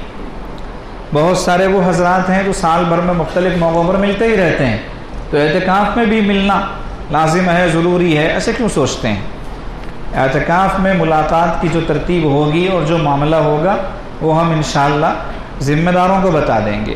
کوئی انفرادی طور پر ملنے کی کوشش نہ کرے، اپنے اعتبار سے آپ جس علاقے کے ہوں اس علاقے کے ذمہ دار کو پتہ کریں کہ کون ہے، ان سے کہیے مجھے ملنا ہے اور اس لیے ملنا ہے، پھر وہ ہم تک بات لائیں گے، پھر ملاقات کا معاملہ ہوگا۔ جن سے ملنا ضروری ہے اور جن کے لیے ملاقات ضروری ہے ان کو ہم انشاءاللہ ایسے ہی نہیں چھوڑ دیں گے، ملاقات ہوگی۔ یہ نہ سمجھیں کہ اندھا قانون ہے کسی سے ملاقات ہی نہیں ہوگی، نہیں ہوگی، لیکن نظام کے تحت ہوگی۔ اور اگر کوئی بندہ ایسا ہو جو کسی نئی جگہ سے آیا جہاں کوئی ذمہ دار نہیں ہے، تو وہ یہاں اورنگ آباد شہر کے جو ذمہ دار لوگ ہیں، مفتی مجیب صاحب کو سبھی پہچان لیں گے، کیونکہ وہ اعلانات کے لیے بار بار اٹھیں گے، تو جتنے لوگ آج نہیں پہچانے کل پہچان لیں گے۔ ان کے ہاں آ جائیے، ان سے بولیے کہ ہم کو ملنا ہے، وہ آگے کی کارروائی وہ کریں گے۔ لیکن اس کا یہ مطلب نہیں ہے کہ ہم صرف ملاقات کے لیے بیٹھے ہیں۔ پہلے آپ کون ہیں، کس لیے ملاقات چاہتے ہیں، اس کی تفصیل ہم جانیں گے، پھر ہم جس وقت چاہیں گے اس وقت ملاقات کے لیے کوئی شکل نکال لیں گے۔ اپنے سامان و متعلقہ چیزوں کی حفاظت کی ذمہ داری خود آپ کی ہوگی، انتظامیہ کا اس سے کوئی تعلق نہیں ہوگا۔ نیز سامان کو ترتیب سے رکھیں، بکھرا ہوا سامان بدسلیقہ ہونے کو بتاتا ہے۔ آپ کی کوئی چیز کھو گئی، گم ہو گئی، نگرانی والی جماعت اس کی ذمہ دار نہیں، یہاں پر جو منتظمین ہیں وہ اس کے ذمہ دار نہیں۔ اپنے سامان کی آپ خود حفاظت کرے۔ ایک بزرگ فرمایا کرتے تھے، جو اپنے سامان کی حفاظت نہیں کر سکتا وہ اپنے ایمان کی کیا حفاظت کر پائے گا؟ تو اپنے سامان کی حفاظت خود کیجیے۔ موبائل چارجنگ پہ لگایا کمرے میں اور چھوڑ کے نماز کے لیے آ گئے، کس کے حوالے کیا آپ نے؟ قید و توکل فرمایا نبی علیہ السلام کہ پہلے باندھو پھر بھروسہ کرو اللہ پر۔ اونٹ کو کھلا چھوڑ دیا اور اللہ پہ بھروسہ کر کے نماز کی رکعت باندھ لی، یہ طریقہ نہیں سکھاتا اسلام۔ پہلے رسی سے باندھو اونٹ کو کہیں پر اور پھر اس کے بعد نماز کی رکعت باندھو۔ تو آپ اپنے موبائل کو چارج کر رہے ہیں، اپنی موجودگی میں کیجیے، کسی پر بھروسہ نہ کیجیے۔ تو اپنے سامان کی خود حفاظت کیجئے۔ اگر آپ شکایت کریں گے تو ہم ٹھیک ہے اخلاقی اعتبار سے کوشش کریں گے کہ آپ کی چیز کہاں گئی ڈھونڈنے کی اور تلاش کر کے دینے کی، لیکن ذمہ داری کوئی نہیں ہوگی۔ سامان کو ترتیب سے رکھنا چاہیے۔ ہم نے دیکھا آگے تو سامان بہت بکھرا ہوا تھا، پھر ہم نے جب کہا کہ بھئی اس کو سلیقے سے رکھو تو اس کے بعد میں کچھ سلیقے سے رکھنے کا خیال آیا، مگر اب بھی کچھ بکھرا پڑا ہے۔ بالخصوص بیانات کے وقت میں، نمازوں کے وقت میں چادر لگا دیجئے، یہ جو ریک بنے ہوئے ہیں ان ریکس پر چادر لگا دیجئے۔ دوران اعتکاف وقت گزارنے میں آپ ہدایات کے پابند ہیں، لہٰذا اپنی مرضی سے وقت کے استعمال سے پرہیز کریں۔ ابھی آپ کو نظام الاوقات جو بتایا جائے گا اس کے تحت آپ اپنے آپ کو گھمائیں، یہ نہیں کہ اپنی مرضی سے وقت کا استعمال کریں۔ جو وقت کھانا کھانے کا اسی وقت کھانا کھانے کا معاملہ ہوگا۔ اگر آپ اس وقت کسی اور کام میں مشغول رہیں گے اور کھانا کھانے کا وقت ختم ہو جائے گا تو اس کے بعد مہمان نوازی نہیں ہوگی۔ مسجد کے پنکھے، لائٹیں وغیرہ خود کھولنے یا بند کرنے سے پرہیز کریں۔ اپنی ضرورت کا اظہار انتظامیہ سے کریں۔ یہ ایک خاص ہدایت ہے، خود سے پنکھا نہیں چلا سکتے نہ بند کر سکتے، ایسے خود سے نہ لائٹ جلا سکتے ہیں نہ بند کر سکتے ہیں۔ جو مسئلہ ہے آپ کا انتظامیہ سے کہیے، وہ حل نکالیں گے۔ اور ایسے ہی زیادہ سہولت پسندی کی کوشش نہ کریں، جیسے بعض لوگ معمول بنا لیں گے، نوجوان بھی ہوں گے، بھاگ دوڑ کرنا آسان ہوگا ان کے لیے، کولروں کے پاس اپنی جگہ بنا لیں گے، جہاں جہاں کولر ہے وہاں ان کا پوائنٹ بنا ہوا ہے، وہاں جائیں گے اور اپنے آپ کو چپکا دیں گے کہ اب ہم یہاں سے ہلیں گے اور ہٹیں گے نہیں، کولر کی ہوا لے کر رہیں گے۔ ایسے کام نہیں چلے گا، وہ جگہ آپ کی خاص نہیں کہ پہلے سے آپ رومال ڈال دیں، کوئی تولیہ ڈال دیں، کچھ کر دیں، اور کوئی آئے بھی تو دیکھے کہ بھئی یہاں پر پہلے سے ریزرو ہے جگہ۔ کوئی جگہ ریزرو نہیں ہے، کسی کو بھی رومال ڈالنے کا حق نہیں ہے۔ جیسے پہلی صف میں جگہ بنانے کے لیے، امام کے پیچھے جگہ بنانے کے لیے، یا کسی کونے میں یکسوئی کی جگہ بنانے کے لیے رومال ڈالنے کی بالکل اجازت نہیں۔ اس میں مسئلہ یہ ہے فقہی اعتبار سے کہ اگر کوئی آدمی پہلے سے بیٹھا ہوا ہے کسی جگہ پر، درمیان میں اسے کچھ تقاضا پیش آ گیا، اب اگر وہ جائے گا تو جگہ چلی جائے گی، حالانکہ وہ بیچارے نے کوشش کر کے جگہ پہلے حاصل کر لی تھی پہلی صف میں، لیکن اب عذر لاحق ہوا، مثال کے طور پر وضو بنانا ہے، تو اب وہ جائے گا تو جگہ چلی جائے گی۔ ایسے بندے کو اجازت ہے کہ وہ رومال وغیرہ وہاں ڈال کے جائے اور وضو بنا کے آئے۔ اب یہ نہیں کہ وہ جگہ بنا رہا ہے، اپنی بنائی ہوئی جگہ کو سیو کر رہا ہے، یہ ایک الگ چیز ہے، اپنی بنائی ہوئی جگہ سیو کر رہا ہے، اس کی اجازت ہے، لیکن جگہ بنانے کی اجازت نہیں ہے۔ تو کولروں کے پاس کھڑے ہونا وغیرہ یہ کام نہ کریں۔ بیت الخلاء، حمام وغیرہ کی صفائی خود کا فرض سمجھیں، اس معاملے میں بے ترتیبی انتہائی عیب کی بات ہے، اس کا خاص خیال رکھیں۔ اگرچہ اس کے لیے آپ ہی میں سے بعض احباب نے، اللہ کے بندوں نے یہ ذمہ داری کا بیڑا اٹھایا ہے صفائی کا، ستھرائی کا، اور وہ بہت اچھے انداز میں ماشاءاللہ ہر سال کرتے بھی ہیں، لیکن آپ بالکل بھی یہ نہ سوچیں کہ اس کے لیے تو جماعت بنی ہوئی ہے وہ کر لیں گے، ہمیں کیا کرنا ہے، نہیں، صفائی کا اہتمام خود کیجیے۔ یہ بہت ہی نامناسب بات ہوگی کہ ایک آدمی بیت الخلاء جائے اور صفائی کے بغیر آ جائے۔ اگر پہلے سے صفائی نہ بھی ہو کسی وجہ سے خدا نخواستہ، تو اس کی بھی صفائی کر لیں اور یہ سوچیں کہ میں اسی کام کے لیے آیا ہوں، مجھے موقع ملنا چاہیے تھا، اب تک نہیں ملا، اب ملا ہے تو مجھے کرنا چاہیے یہ کام، یہ سوچے اور اپنے اور اللہ کے درمیان رکھے اس نیکی کو۔ بڑے بڑے اکابر نے یہ کام کیا ہے، ہاں، اور وہی جا کر ویسے ہی چھوڑ کے آ جانا تو بہت زیادہ بری بات ہے، بہت زیادہ بری بات ہے۔ یہ انسان کے انتہائی بدسلیقہ ہونے کو بتاتا ہے، پھوہڑ ہونے کو بتاتا ہے، اور اس کے مزاج میں صفائی ستھرائی نہ ہونے کو، اور بعضوں نے تو اس کو خاندان سے جوڑ دیا کہ خاندانی اعتبار سے اس کے اندر یہ چیز نہیں ہے تربیت والی، اس لیے اس نے ایسی حرکت کی کہ بیت الخلاء کو گندہ چھوڑ کے چلا آیا، تو خاندان پہ بات چلی آتی ہے، اس لیے اس کا خاص خیال رکھیں۔ ایسے ہی بعض لوگوں کو کچھ عادتیں ہوتی ہیں، طلب صرف اللہ کی ہونی چاہیے، بزرگوں طلب صرف اللہ کی ہونی چاہیے، چائے کی طلب ہے، بیڑی کی طلب ہے، سگریٹ کی طلب ہے، کتنی طلبیں رکھو گے؟ طلب صرف اللہ کی ہو. جب بعض لوگ آتے ہیں جن کو طلب ہوتی ہے، بے چین ہو جاتے ہیں، وہ افطار کے بعد فوراً اس کے لیے جائے پناہ تلاش کرتے ہیں. تو ان کے لیے لکھا ہے بیڑی سگریٹ تمباکو وغیرہ کا استعمال ہرگز نہ کریں، یہ ایذاء نفس و ایذاء غیر دونوں مصیبتوں کو لیے ہوئے. کوئی آدمی سگریٹ پھونکتا ہے تو پتہ نہیں ہماری اس سے کون سی آبائی اور اجدادی دشمنی ہے کہ ہمیں پتہ چل جاتا ہے کہ کوئی سگریٹ پی رہا ہے. پتہ چل جاتا ہے کہیں بھی پیے، چاروں اطراف محسوس ہو جاتا ہے کوئی سگریٹ پی رہا ہے. ہم بازو والوں سے پوچھتے ہیں کہ بھائی کوئی سگریٹ تو نہیں پھونک رہا، وہ کہتے نہیں ہمیں تو کچھ محسوس نہیں ہو رہا. لیکن ہم تفتیش کرواتے ہیں کہ جاؤ دیکھو کوئی نہ کوئی تو ہے، تو پتہ چلتا ہے کوئی اوپر ہے، کوئی نیچے ہے، کوئی ادھر ہے، کوئی ادھر ہے. تو یہ سگریٹ کی بو سے عجیب سی الرجی ہے. تو وہ ہماری کمزوری ہوگی، ہو سکتا ہے سگریٹ پینا تو اچھی بات ہوگی، لیکن وہ ہمارے نزدیک جو ہے مسئلہ ہے ہمارے مزاج کا. اس لیے پہلے تو ان عادتوں کو چھوڑیں، اور اگر کسی کی مجبوری ہے، بہت زیادہ مجبوری ہے، تو پھر اس کے لیے جگہ تو یہاں کچھ ہے نہیں، اور اس کا انتظام بھی ہم نے چونکہ کیا ہوا نہیں ہے، اس لیے آپ کی رہنمائی بھی نہیں کر سکتے کہ اس کے لیے فلاں جگہ چلے جائیے، فلاں جگہ چلے جائیے. اس سے تو آپ کو بھی تکلیف ہوتی ہے اور دوسروں کو بھی تکلیف ہوتی ہے. اس سے احتراز کیجیے. یہ کچھ ہدایتیں تھیں جو آپ کو تحریری شکل میں بھی مل جائیں گی، اس کے مطابق عمل کریں. نظام الاوقات بنایا گیا ہے، جس پروگرام میں، کسی بھی فنکشن میں، تقریب میں، مذہبی اجتماع ہو، سیاسی ہو، یا پھر کوئی نجی ہو، کوئی خاندانی تقریب ہو، کچھ بھی ہو، اگر وہاں نظام الاوقات نہیں ہے، شیڈول نہیں ہے، تو پھر یوں سمجھ لو کہ بس یوں ہی بے ترتیب معاملہ ہے. بے ترتیبی اللہ کو ناپسند ہے. اللہ نے رزق بھی اتارا تو فرمایا کہ ہم نے اس کو ایک مقدار کے ساتھ اتارا ہے. بقدر معلوم فرمایا ایک جگہ اللہ پاک نے کہ ہر چیز کو ہم ایک متعینہ مقدار کے ساتھ میں نازل کرتے ہیں. وَكُلُّ شَيْءٍ عِندَهُ بِمِقْدَارٍ، ہر چیز اللہ کے ہاں ایک مقدار کے حساب سے ہوتی ہے. روزانہ رات و دن کا جو نظام ہے وہ بھی یہی بتاتا ہے. بغیر نظام کے کوئی زندگی نہیں. نبی علیہ الصلوۃ والسلام کے ہاں ایک ایک منٹ کا نظام متعین تھا، اس کے حساب سے سارے کام ہوا کرتے تھے. تو نظام الاوقات بنا ہوا ہے، اس کے مطابق چلنے کی کوشش کریں.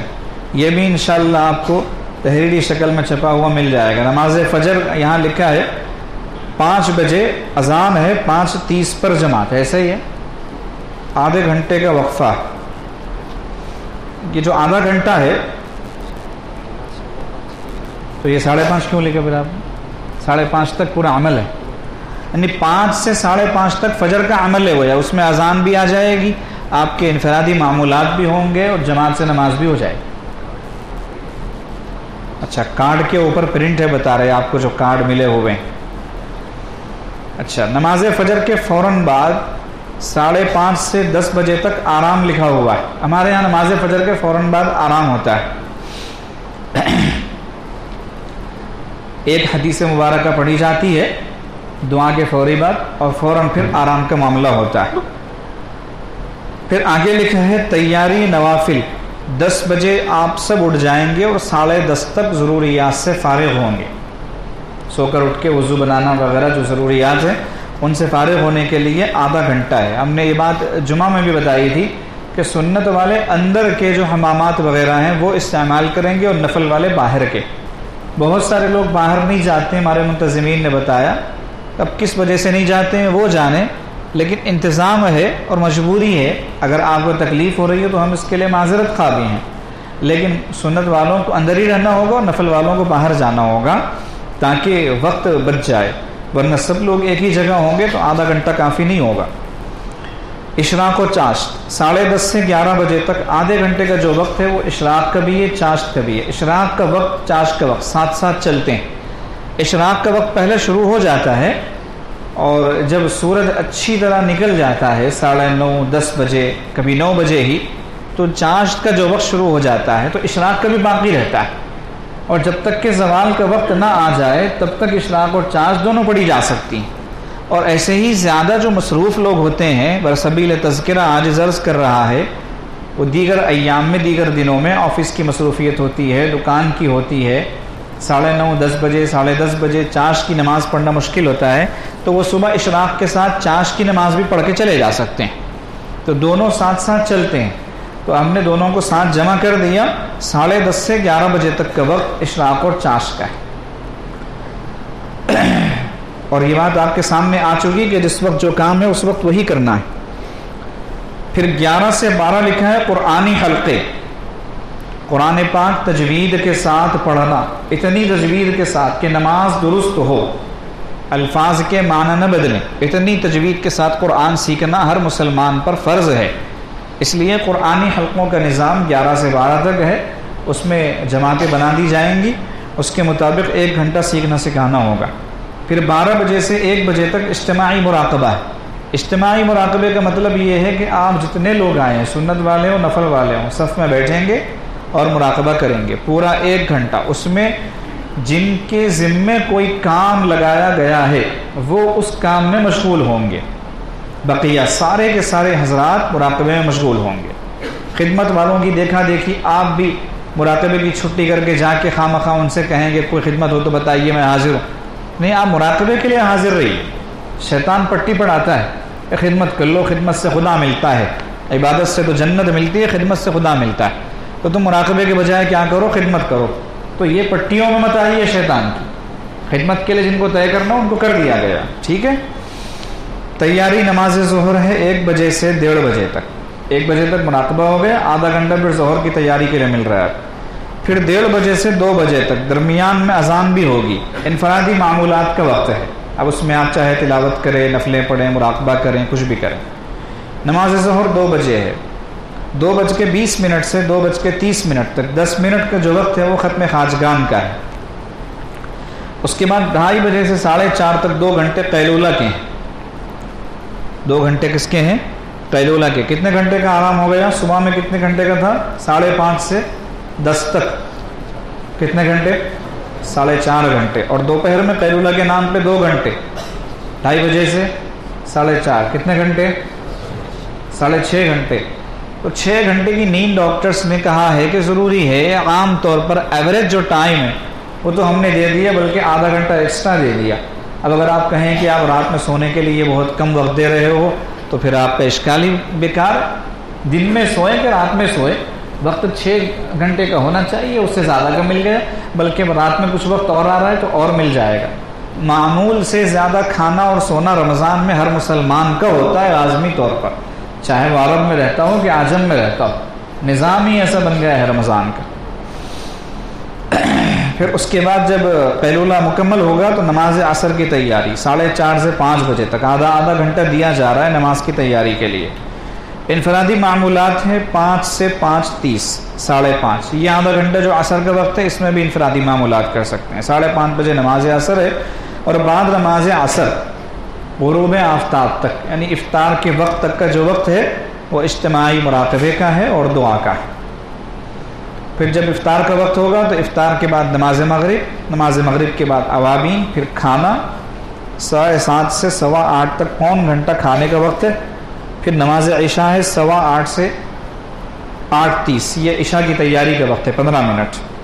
اب اس کو آپ مینیج کریں، ہم نے اپنے حساب سے نظام الاوقات بنایا ہے، اب آپ مینیج کریں اس کو، اس میں اپنے آپ کو تیار کریں کہ مجھے کیا کرنا ہے، کب کرنا ہے۔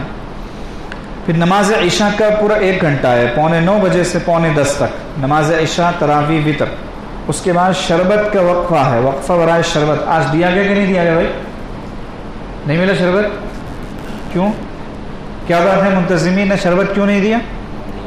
پھر لکھوایا کیوں؟ کل سے کیا مطلب ہے؟ آپ نے جب سے آیا ہے آپ راجز، ہر کام کو کہہ رہے ہیں کہ کل سے ہو جائے گا، سحر سے ہو جائے گا، رات 10 بجے سے ہو جائے گا۔ اعتکاف کب سے شروع ہوا ہے؟ کہاں ہیں بھی اور منتظمین؟ مفتی الخالق صاحب تو نظر ہی نہیں آ رہے، آرام فرما رہے۔ کیوں حضرت مولانا نعیم صاحب؟ اعتکاف شربت کے لیے کل سے شروع ہوگا، چائے کے لیے پرسوں سے شروع ہوگا، یہ تو غلط بات ہے نا۔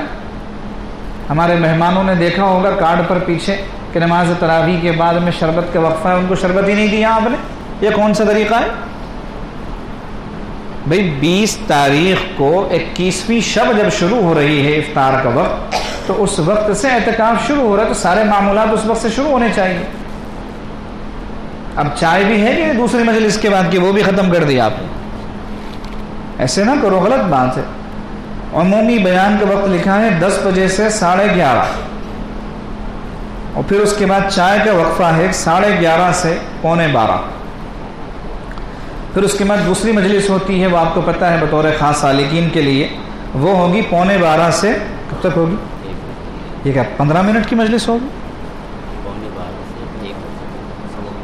11:45 سے 11:45۔ اچھا، یہاں ایسے لکھا ہے جیسے لگ رہا ہے کہ 11:45 1، سوا گھنٹے کی اور سوا گھنٹے کی وہ 1 جیسے ہی بجے گا تو استراحت و تہجد لکھا ہے 1 بجے سے 3 بجے تک۔ استراحت و تہجد کا کیا مطلب ہوتا ہے؟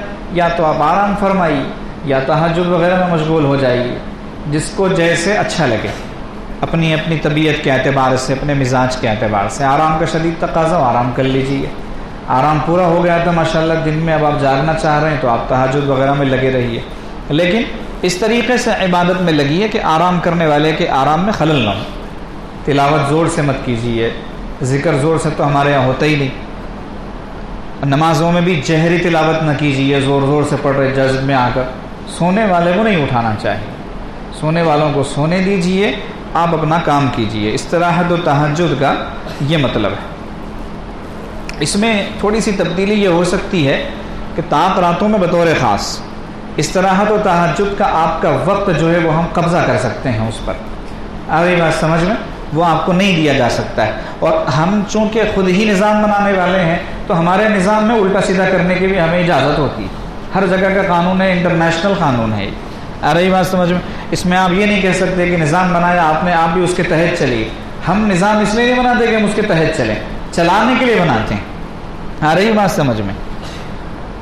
تو وہ اس میں تبدیلی ہو سکتی ہے بس۔ اس کے بعد سحر کا وقت ہے 3 بجے سے 4:30 تک، ماشاءاللہ پورا 1.5 گھنٹہ ہے۔ پھر 4:30 سے 5 بجے تک انفرادی معمولات ہے، پھر اگلے دن سے وہی روٹین شروع ہو جائے گی۔ یہ ہو گیا 10 بجے سے 11:30 ہے۔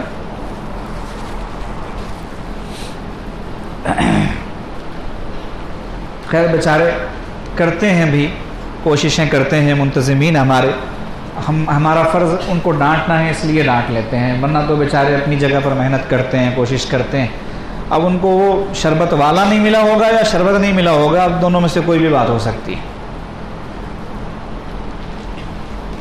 ایسے کرنا کہ جتنا شربت روزانہ دینا طے کیا آپ نے اس کا ڈبل دے دینا کل، قضا ضروری ہے، ورنہ وہ مراقبے کی قضا نہیں کریں گے لوگ۔ پھر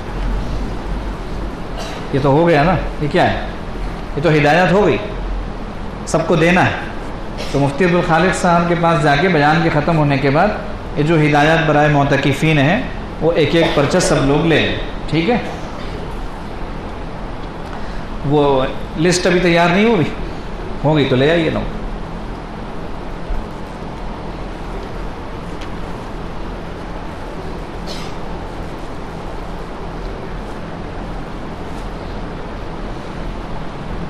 لا الہ الا اللہ۔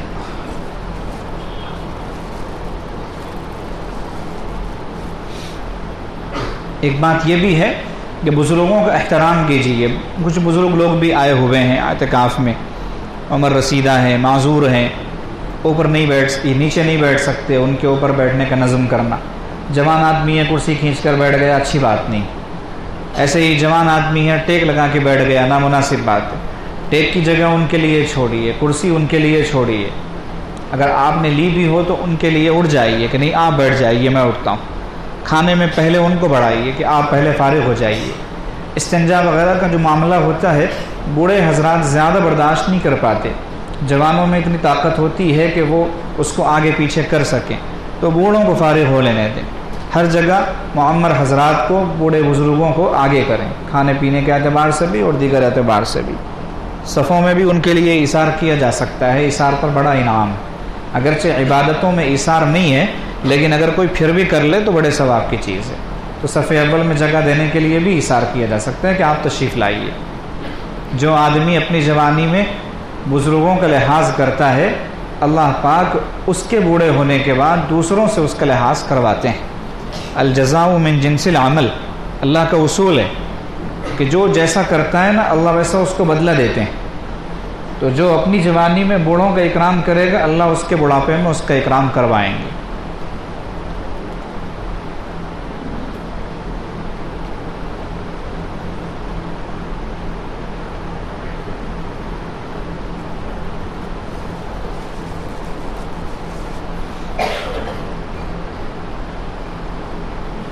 بیانات چونکہ مستقل آن لائن ہوتے ہیں اور آن لائن اسی لیے ہوتے ہیں کہ خواتین استفادہ کر سکیں. وہ گھروں میں ہوتی ہیں، آپ تو آگے اعتکاف میں، تو اب آپ کا فرض بنتا ہے کہ ان کے لیے استفادے کی شکل بنائیں، وہ ہے آن لائن بیانات ان کو سننے کے لیے کہیں. اور ہم یوٹیوب سے ریزائن کر چکے ہیں، یوٹیوب پر نہیں ہیں آپ، صرف مکسلر پر ہیں. ریزائن کرنا سمجھ، یوٹیوب ہمیں نہیں سمجھ میں آیا بھائی، پوری دنیا کو سمجھ میں آ رہا، ہمیں نہیں سمجھ میں آ رہا. وہ کہہ رہا ہے کہ ہمارے گھر میں آؤ اور ہم تم سے کما کے کھائیں گے. تو ہمیں سمجھ میں نہیں آئی اس کی پالیسی. جو ایڈورٹائزمنٹ آ رہے ہیں دوران بیان چل رہا ہے، اس بیان کو کٹ کر رہا ہے اور ایڈورٹائزمنٹ دے رہا ہے. اس کے کمانے کھانے کا معاملہ ثانوی ہے، دوسرا ہے سیکنڈری. اصل چیز یہ ہے کہ نامحرم عورتوں کو بیچ میں ٹپکا رہا ہے. بیان چل رہا ہے، بیان کو کاٹ دیا اور کوئی ناچنے تھرکنے والی آ گئی اور ایڈ آیا. اب اس کو اسکپ کرنے کا آپشن کہیں دے رہا ہے، کہیں نہیں دے رہا. 10 سیکنڈ کے بعد جو ویڈیو کو اسکپ کرنے کا آپشن ہوتا ہے. اب اگر کوئی بندہ اسی میں بہہ جائے تو پھر وہ تو نہیں کہاں سے کہاں چلا جائے گا، ہمارے بیان سے کدھر چلا جائے گا. جی چلا تھا مکہ مکرمہ جانے کے لیے اور پہنچ گیا یورپ امریکہ. تو اس لیے ہم نے کہا کہ ضروری نہیں ہے، چھوڑ دو اس کو، اس کا متبادل استعمال کر لیں گے. اب یوٹیوب ایسا پلیٹ فارم ہے کہ اس پہ بہت سارے لوگ ہوتے ہیں. ہم نے کہا کہ کوئی بات نہیں، 150 کم ہو جائے کوئی حرج نہیں، لیکن مکسلر ہی پر لائیں گے، سب کو آڈیو بیان سن لو. ویسے بھی ہمارا بیان آڈیو ہوتا ہے، شکل وکل تو دکھائی نہیں جاتی. اور تصویر و ویڈیو لینے کی کوشش بھی نہ کریں. یہ تصویر و ویڈیو نہ لینے کی برکت ہے کہ بہت سارے وہ لوگ جو تصویر ویڈیو کو کار ثواب سمجھتے ہیں وہ ہمارے یہاں آنے سے گریز کر رہے ہیں. اچھا ہی ہوا نا، لوگوں کو سمجھ میں تو آ گیا کہ اس کے یہاں کیا ہوتا ہے کیا نہیں ہوتا ہے. کتنے لوگ ہیں بھائی؟ اس میں ایک بات اہم تھی جو ہم نے بتانا جو ہے بھول گئے تھے، اب یہ دیکھ کے یاد آیا. یہ رجسٹر ہمارے پاس رہے گا، کسی بھی وقت حاضری ہوگی. بات سمجھ میں آ رہی؟ مسنون اعتکاف والوں کی بھی ہو سکتی ہے، نفل اعتکاف والوں کی بھی ہو سکتی ہے، انفرادی بھی ہو سکتی ہے، اجتماعی بھی ہو سکتی ہے. اور اگر ہماری حاضری کے وقت میں حاضر نہ رہا تو اس کا سیدھا مطلب یہ ہے کہ وہ بندہ کبھی بھی حاضر نہیں. اب آپ کہیں گے ہم تو تھے، آپ جس وقت حاضری لیے بس اسی وقت نہیں تھے، تو اب وہ آپ جانیں. ہم تو یہی اپنے اعتبار سے سوچ کے چلیں گے کہ یہ صاحب تھے ہی نہیں، تو پھر نقصان ہوگا آپ کا. اس لیے کسی بھی وقت جو حاضری ہوگی اس میں رہنے کا اہتمام کریں. چونکہ رہنا مسجد ہی میں ہے نا، تو کوئی ضروری نہیں کہ صرف بیانات کے وقت میں حاضری ہو، نماز کے وقت میں ہو، کسی بھی وقت ہو سکتی ہے. ہم کسی کا بھی نام دیکھ لیں گے اور ہمارے پاس جو رہتے ہیں بیچارے بچے، ان میں سے کسی سے کہیں گے کہ بھائی فلاں صاحب کو بلا کے لاؤ، تو مسجد ہی میں ہے یا مسجد کے احاطے میں، تو 5 منٹ کے اندر آنا چاہیے. 5 منٹ بڑھ گئے غیر حاضر ہو. آپ کہیں گے یہ کون سا اصول ہے؟ یہ ایسا ہی اصول ہے. ارے یہ بات سمجھ میں کتنے ہیں بھائی؟ 235 مسنون میں ہوگا. مسنون 165، 5 بڑھا دیے آپ نے، جگہ تو نہیں دی. ہم باہر سنائیں گے ان کو.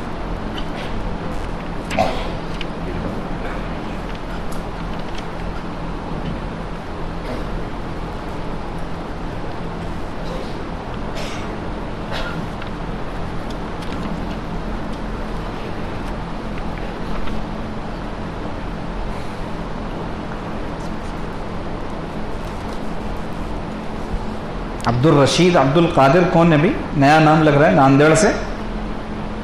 عبد الرشید عبد القادر کون ہے؟ آپ ہیں؟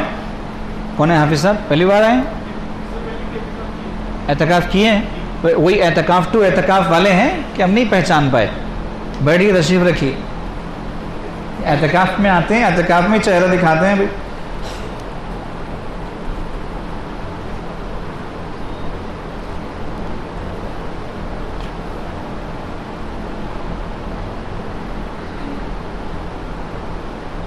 یہ وجے واڑہ سے عمر بیگ عبد المقیم صاحب کون ہے؟ نئے کون ہے مولانا؟ ان کا نام عمر بیگ کب سے ہو گیا؟ عمر حسینی ہے نا؟ عمر ہشام ہے. ہم تو پریشان ہو گئے، تو پرانے آدمی ہیں. اورنگ آباد کے بھی بہت سارے نام ایسے ہیں جن کو ہم جانتے ہی نہیں. جنید محمد یونس کون ہے؟ وہی ہے کہ پرفیوم سا؟ اچھا. امام خان ظفر خان کون ہے اورنگ آباد؟ نیا نام لگ رہا ہے ہمارے لیے. آپ ہو؟ کب سے بیٹھے؟ پچھلی بار ہو گئے، نئے ہیں. بیٹھیے. 10 روزہ نفل اعتکاف. نفل اعتکاف والوں کی حاضری ضرور لینی ہے. ان کو تو چائے پینے کے لیے موقع ہے نا، جا سکتے باہر ہو تو کوئی چلا نہ گیا ہو. کہاں لے جا رہے ہیں؟ مطبخ. عبد المغنی دانش اورنگ آباد. نفل اعتکاف والوں بیٹھو. اس طرح کبھی بھی کسی کا بھی نام لیا جائے گا. اب آپ لوگ سیدھے رہیں گے نا سب انشاءاللہ. شمس الدین عرف راحل کون ہے؟ احمد پور لاتور. آپ ہیں، بیٹھیے. عبد العلیم پربھنی کون ہے؟ نفل اعتکاف آپ ہی ہیں. اچھا. ایوب صاحب 10 دن کے لیے آئے ہیں آپ. باغبان بیڑ، پورے 10 دن کے لیے نفل اعتکاف. اچھا ماشاء اللہ. نفل اعتکاف مختلف ایام لکھا آپ نے، اس میں تاریخ 21 رمضان 23 رمضان پورے وہی ہیں. اچھا ٹھیک.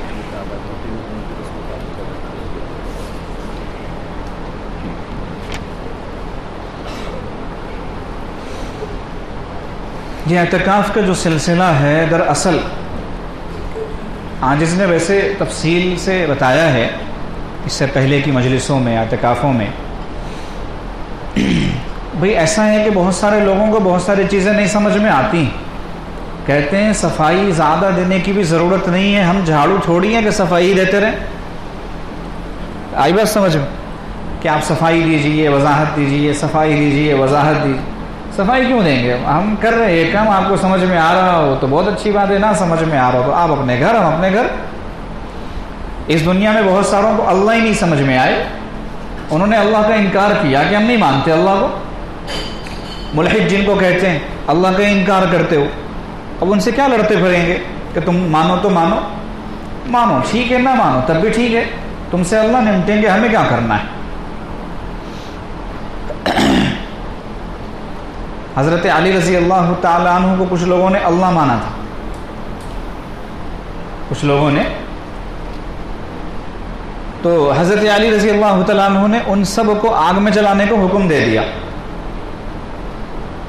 تو کسی نے کہا کہ حضرت آگ میں جلانے کا اختیار تو انسان کو نہیں ہے، تو اللہ کا معاملہ ہے کہ بندوں کو آگ میں جلائے. تو حضرت علی رضی اللہ تعالیٰ عنہ نے وَأَقْضَاهُمْ عَلِي، فیصلے بڑے عجیب ہوا کرتے تھے. خود نبی علیہ الصلوۃ والسلام نے تعریف فرمائی. تو حضرت علی نے فرمایا کہ دیکھو اسی لیے تو میں جلانے کا فیصلہ دے رہا ہوں کہ وہ خدا کا کام ہے. جب ان لوگوں نے مجھے خدا مانا ہے تو جلاؤں گا. یہ معاملہ ہوتا ہے. تو ماننے نہ ماننے کے پیچھے تو مت جائیے، یہ کہاں سے ثابت ہے، وہ کہاں سے ثابت ہے، ہم اس کے پیچھے نہیں، ہمارا کسی سے جھگڑا ہی نہیں. اب دیکھو بھائی 345 لوگوں نے نام دیے، ہم ان میں سے بڑی مشکل سے 165 لوگوں کو یہاں پر لیے ہیں. وہ ہمارا جھگڑا کس سے؟ نہ ہو تو اچھا ہی ہے بھائی. آنے کا جھگڑا تھوڑی ہے ہمارے پاس. کیوں نہیں آئے، کیوں نہیں آئے؟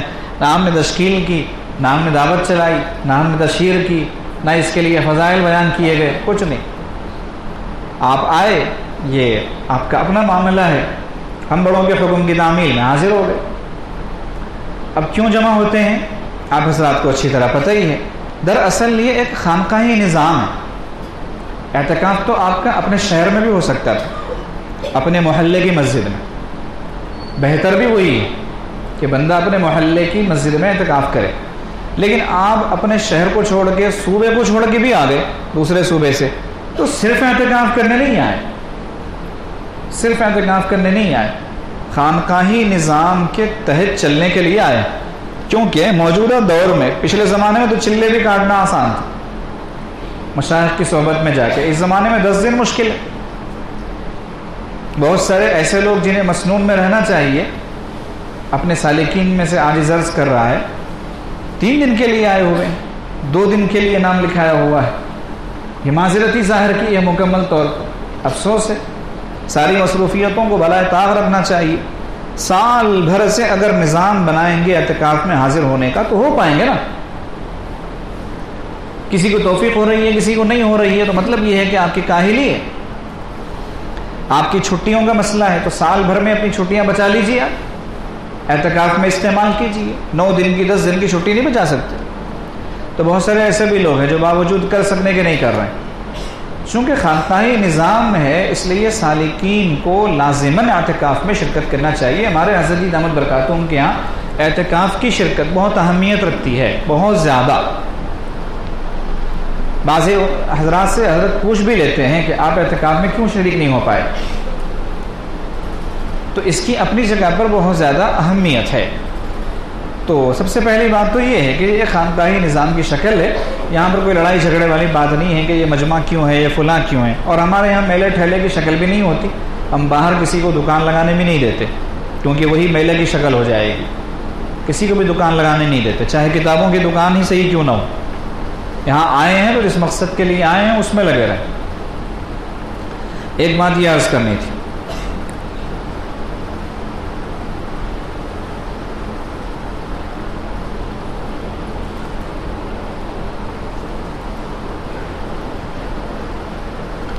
تو یہ جو سلسلہ شروع ہوا، اس کو یہ 2 سال اگر نکال دیں درمیان کے، جس میں اعتکاف کی بھی اجازت نہیں تھی، مساجد میں حاضری کی بھی اجازت نہیں تھی، 2 رمضان ایسے گزرے ہمارے کہ رمضان ہی گویا نہیں آئے، تو وہ 2 سال اگر نکال دیں تو یہ 5واں سال ہے الحمدللہ، اور ویسے 7واں سال ہو جائے گا.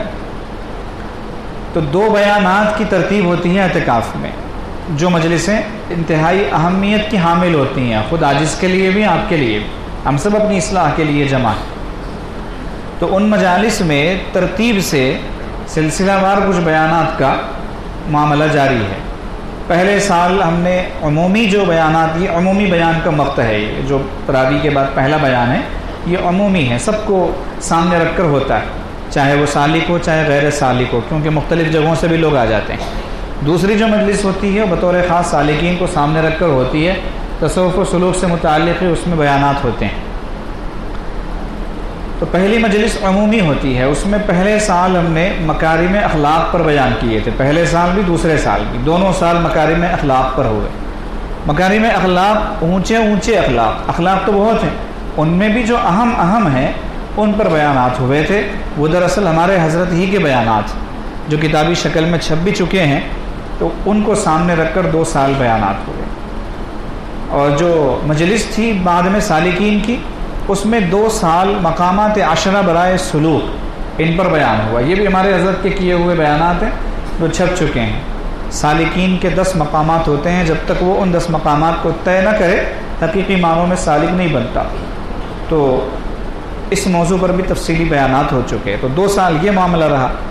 تیسرا سال جب آیا تو اس میں ہم نے عمومی جو بیانات تھے وہ شرم و حیا کے موضوع پر کیے. شرم و حیا اور پاک دامنی. تیسرا سال اس پر بیانات ہوئے. چوتھے سال بھی کچھ بیانات اس پر ہوئے، اور بقیہ بیانات تربیت اولاد پر ہوئے. اولاد کی تربیت پر بھی تفصیلی بیانات ہو چکے ہیں. اور خصوصی جو مجالس ہیں، مجلس سالکین جو بعد میں ہوتی ہے دوسری مجلس، اس میں تیسرے سال میں تصوف و سلوک کے موضوع پر ہی کچھ بیانات آداب شیخ کے عنوان سے شروع ہوئے. پہلے تصوف و سلوک نامی کتاب سے یا پھر کسی اور جگہ سے شروع ہوئے تھے، پھر اس کے بعد وہ آداب شیخ کا معاملہ چل پڑا. اور چوتھے سال میں ہم نے زبدۃ السلوک، آداب شیخ کو مکمل کر کے زبدۃ السلوک شروع کیا تھا. زبدۃ السلوک سے سبقاً کچھ بیانات ہو گئے. یہ بھی ہمارے حضرت کے کیے ہوئے بیانات ہیں تو چھپ چکے ہیں، جس میں حضرت نے سلسلے کے اسباق وغیرہ کو، مراقبے وغیرہ کو تفصیل سے سمجھایا ہے. تو اس سال ہم نے یہ ارادہ کیا کہ چونکہ حیا اور پاک دامنی وغیرہ پر بھی ہو چکے، تربیت اولاد پر بھی ہو چکے، اس سال کوئی نیا موضوع لینا تھا. تو ہم نے سوچا کہ جو ماہانہ مجالس میں سلسلہ جاری ہے، 3 کتابیں پڑھی جا رہی ہیں ماہانہ مجالس میں. پہلی والی وہ ہے راہ ولایت قدم بقدم، یہ ابھی جاری ہے، تو ہم نے کہا کہ اسی کو مکمل کرتے ہیں۔ اور دوسری کتاب اس میں جو پڑھی جا رہی ہے وہ ہے ازدواجی زندگی کے سنہرے اصول، تو اس مرتبہ بھی اسی کو کنٹینیو کریں گے۔ اور تیسری جو کتاب ہے وہ مہلک روحانی بیماریاں اور ان کا علاج، تو عمومی بیانات میں ان تینوں میں سے بات ہوگی، اور جو بعد میں ہوتے ہیں بیانات مجلس برائے سالکین والے، تو ان میں تصوف و سلوک نامی جو کتاب ہے اس میں سے انشاءاللہ بیانات ہوں گے۔ اس پر ہو چکے ہیں تصوف و سلوک میں سے بیانات، تو جہاں سے چھوٹا تھا وہاں سے انشاءاللہ تتمہ کریں گے۔ 11:30 ہونے میں 4 منٹ باقی ہیں، 4 منٹ پہلے دن چھٹی، کیونکہ پہلا دن ہے نا۔ پہلے سال جتنے لوگ اونگ رہے تھے نا، الحمدللہ سال بسال کم ہوتے گئے، اور اس سال تو بالکل ماشاءاللہ کوئی بھی اونگتا ہوا نظر نہیں آیا، اونگتے جیسے نظر آئے، اونگتا ہوا نہیں، اونگتے جیسے۔ امید ہے اگلی مجلس میں چائے وغیرہ پی کر فریش ہو جائیں گے۔ رات میں ایک دم ایکٹیو رہو، ٹھیک ہے؟ سبحان اللہ بحمدہ، سبحانک اللہم وبحمدک۔ علماء کی جو